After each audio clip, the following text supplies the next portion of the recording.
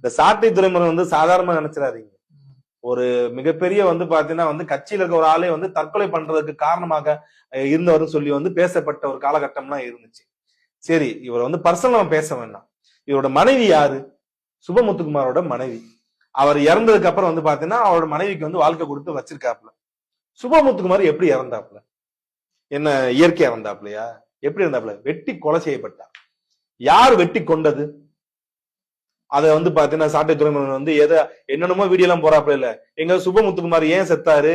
யார் வெட்டி கொண்டது? சாட்டை துறைமுகனோட மனைவியோட முன்னாள் கணவர் எப்படி செத்தாரு? ஆமா, சொல்லுங்க பாப்போம். எப்படி செத்தாரு? ஏன் வெட்டி கொண்டாங்க? வெட்டி கொன்ற அளவுக்கு சுபமுத்துக்குமார் அவர்கள் என்ன தவறு செய்தார்?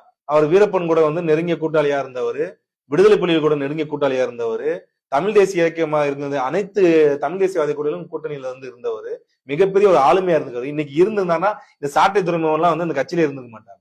ஏன் சீமானே இந்த கட்சியில இருந்துக்க மாட்டாங்க. ஆனா இருந்தாருன்னா இன்னைக்கு அவர் தான் ஆளுமையா இருந்திருப்பாங்க. அப்ப இவர் வளர்ச்சி பிடிக்காம எவனோ ஒருத்தர் கொண்டிருக்காரு. கொண்டது யாரு? அது ஏவன் அக்யூஸ்ட் யாரு? அதை சொல்ல முடியுமா? வாயை திறந்து எங்க சொல்லுங்க பாப்போம்.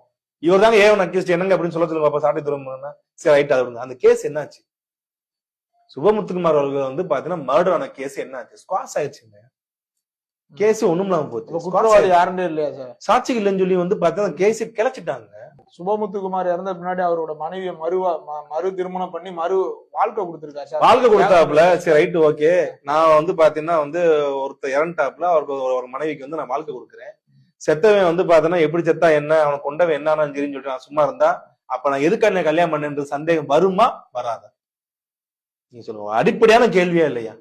ஒரு பொண்ணு ஒண்ணு இருக்கு, அவங்க பார்த்தா கணவர் இறந்துறாப்புல, அந்த பெண்மணி பாத்தீங்கன்னா அப்படியே இருக்கக்கூடாதுன்றதான் இந்த சமுதாயத்தின் நிலைமை. எந்த ஒரு சமுதாயமும் சரி விதவை பெண்ணுக்கு வாழ்க்கை கொடுக்கின்றது மிகப்பெரிய விஷயம். பாராட்டக்கூடிய விஷயம் தான். துறைமுறை பாராட்டக்கூடிய விஷயம் தான். எப்ப பாராட்டு தெரியுமா? அந்த பெண்ணோட கணவன் இறந்ததுக்கு நீதி வாங்கி கொடுத்திருந்தா பாராட்டப்பட்டிருக்கலாம். கேஸ் ஸ்குவாஷ் ஆயிருக்கு சாட்சி இல்லைன்னு சொல்லி. இது வரைக்கும் சாட்டை துறைமுகம் எந்த இடத்துலயாவது சுபமுத்துக்குமாரோட இறப்புக்கு நான் நீதி கேட்டு போராடுறேன்னு சொல்லி ஒரு இடத்துல பேசிருப்பாப்லையா?